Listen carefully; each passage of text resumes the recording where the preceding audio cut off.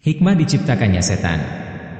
Al-Quran menjelaskan, Allah Subhanahu wa Ta'ala menciptakan alam semesta dan semua yang ada di dalamnya, satu pun tidak ada yang batil atau sia-sia.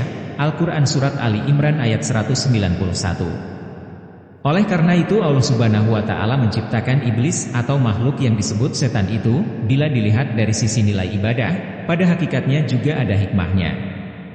Imam Al-Ghazali pernah menyatakan, jika ingin melihat kesalahan atau kelemahan kita, carilah pada sahabat karib kita, karena sahabat kitalah yang tahu kesalahan atau kelemahan kita. Jika kita tidak mendapatkannya pada sahabat kita, carilah pada musuh kita, karena musuh kita itu paling tahu kesalahan atau kelemahan kita. Sifat musuh adalah selalu mencari kelemahan lawan untuk dijatuhkan.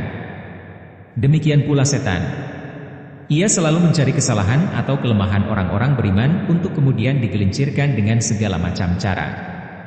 Nah, jika kita telah mengetahui kesalahan atau kelemahan kita, entah dari kawan, lawan, bahkan dari setan, lalu kita memperbaiki diri, insya Allah kita akan menjadi orang baik dan sukses.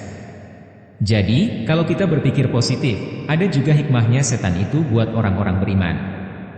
Lebih rinci, di antara hikmah diciptakannya setan ialah 1. Untuk menguji keimanan dan komitmen manusia beriman terhadap perintah Allah Subhanahu wa Ta'ala. Karena setiap orang yang mengaku beriman kepada Allah pasti akan diuji. Al-Quran Surat ke-29 ayat 2. Jika dengan godaan setan seorang mukmin tetap istiqomah dengan keimanannya, maka derajatnya akan ditinggikan oleh Allah Subhanahu wa Ta'ala dan hidupnya akan bahagia. Tetapi jika ia tergoda dan mengikuti ajakan setan, derajatnya akan jatuh, hina kedudukannya dan dipersulit hidupnya oleh Allah Subhanahu wa Ta'ala. Al-Quran Surat ke-41 ayat 30-31. 2. Menguji keikhlasan manusia beriman dalam mengabdi kepada Allah Subhanahu wa Ta'ala. Allah Subhanahu wa Ta'ala menjelaskan bahwa Dia menciptakan jin dan manusia tidak lain supaya mereka mengabdi kepadanya. Al-Quran Surat ke-51 ayat 56. Kemudian setan datang menggoda manusia, membangkit-bangkitkan syahwat kepada kenikmatan duniawi, membisikkan ke dalam hatinya angan-angan kosong dan keraguan, supaya manusia lupa terhadap tujuan dan tugas hidupnya di dunia.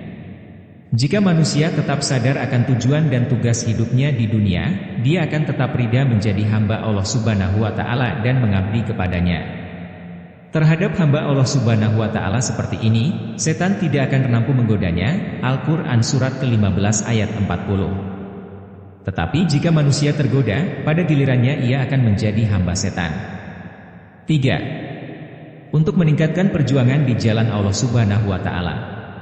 Sebab tanpa ada setan yang memusuhi kebenaran, maka tidak akan ada semangat perjuangan, jihad, untuk mempertahankan kebenaran. Sedangkan jihad di jalan Allah Subhanahu wa Ta'ala juga merupakan bukti penting manusia beriman dan ridha sebagai hamba Allah Subhanahu wa Ta'ala.